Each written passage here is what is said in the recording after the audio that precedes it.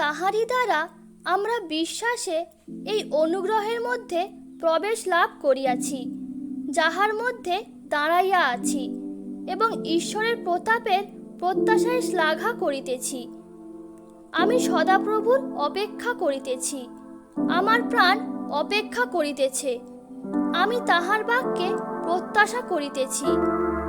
শুধু এই জীবনে যদি খ্রিস্টের প্রত্যাশা করিয়া থাকি, তবে আমরা সকল মনুষ্যের মধ্যে অধিক দুর্ভাগা।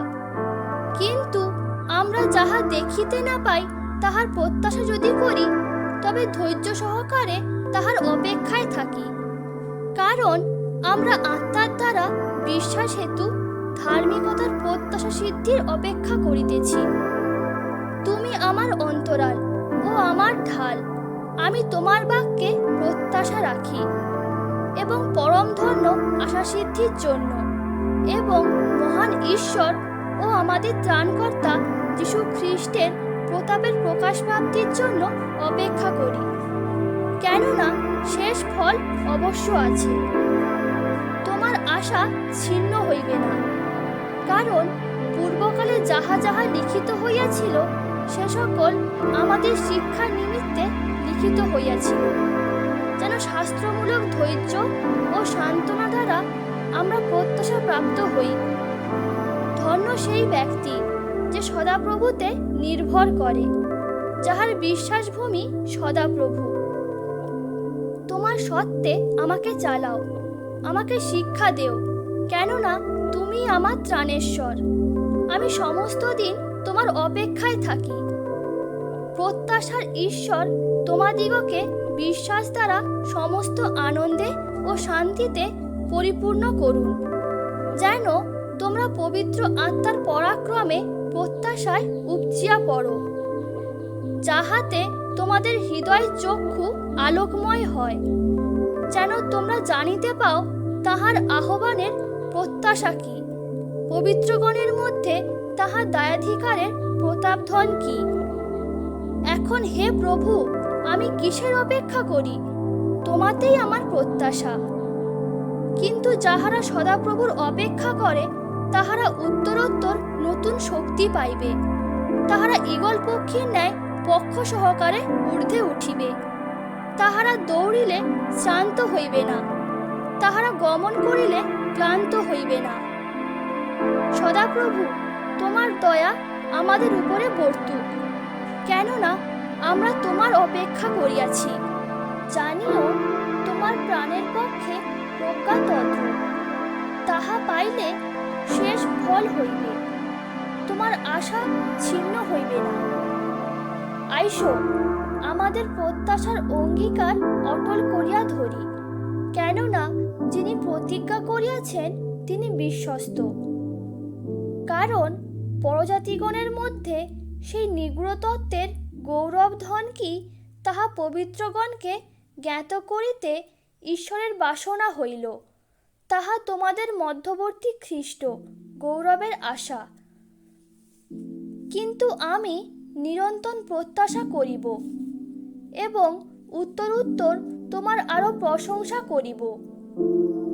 যাহারা তোমাকে ভয় করে তাহারা আমাকে দেখিয়া আনন্দিত হইবে, কারণ আমি তোমার বাক্যে প্রত্যাশা করিয়াছি। তোমার পরিত্রাণের প্রতীক্ষায় আমার প্রাণ ক্ষীণ হয়, আমি তোমার বাক্যের অপেক্ষা করি। হে আমার প্রাণ, নীরবে ঈশ্বরেরই অপেক্ষা করো, কেননা তাহা হইতেই আমার প্রত্যাশা। ধন্য সেই যাহার সহায় যাকবের ঈশ্বর, যাহার আশাভূমি সদাপ্রভু তাহার ঈশ্বর। দেহ এক এবং আত্মা এক, যেমন আবার তোমাদের আহ্বানের একই প্রত্যাশায় তোমরা আহুত হইয়াছ। অতএব তোমরা আপন আপন মনের কটি বাঁধিয়া মিতাচারী হও এবং যীশু খ্রিস্টের প্রকাশকালে যে অনুগ্রহ তোমাদের নিকটে আনিত হইবে তাহার অপেক্ষাতে সম্পূর্ণ প্রত্যাশা রাখো। কেননা প্রত্যাশায় আমরা পরিত্রাণ প্রাপ্ত হইয়াছি, কিন্তু দৃষ্টিগোচর যে প্রত্যাশা তাহা প্রত্যাশাই নয়। কেননা যে যাহা দেখে সে তাহার প্রত্যাশা কেন করিবে? কেননা হে প্রভু, সদাপ্রভু, তুমি আমার আশা, তুমি বাল্যকাল হইতে আমার বিশ্বাস ভূমি। আমাদের সেই প্রত্যাশা আছে, তাহা প্রাণের লঙ্গর স্বরূপ, অটল ও দৃঢ় এবং তিরস্করিণীর ভিতরে যায়। দেখো, সদাপ্রভুর দৃষ্টি তাহাদের উপরে, যাহারা তাহাকে ভয় করে, যাহারা তাহার দয়ার প্রতীক্ষা করে। যে কেহ তোমাদের অন্তরস্থ প্রত্যাশার হেতু জিজ্ঞাসা করে, তাহাকে উত্তর দিতে সর্বদা প্রস্তুত থাকো, কিন্তু মৃদুতা ও ভয় সহকারে উত্তর দিও। সদাপ্রভু তাহাদিগতে সন্তুষ্ট, যাহারা তাহাকে ভয় করে, যাহারা তাহার দয়ার অপেক্ষায় থাকে। যে সত্য সেই অনন্ত জীবনের আশাযুক্ত, যাহা মিথ্যা কথনে অসমর্থ ঈশ্বর অতি পূর্বকালে প্রতিজ্ঞা করিয়াছিলেন। আর আমরা জানি, যাহারা ঈশ্বরকে প্রেম করে, যাহারা তাহার সংকল্প অনুসারে আহুত, তাহাদের পক্ষে সকলই মঙ্গলার্থে একসঙ্গে কার্য করিতেছে। আমেন।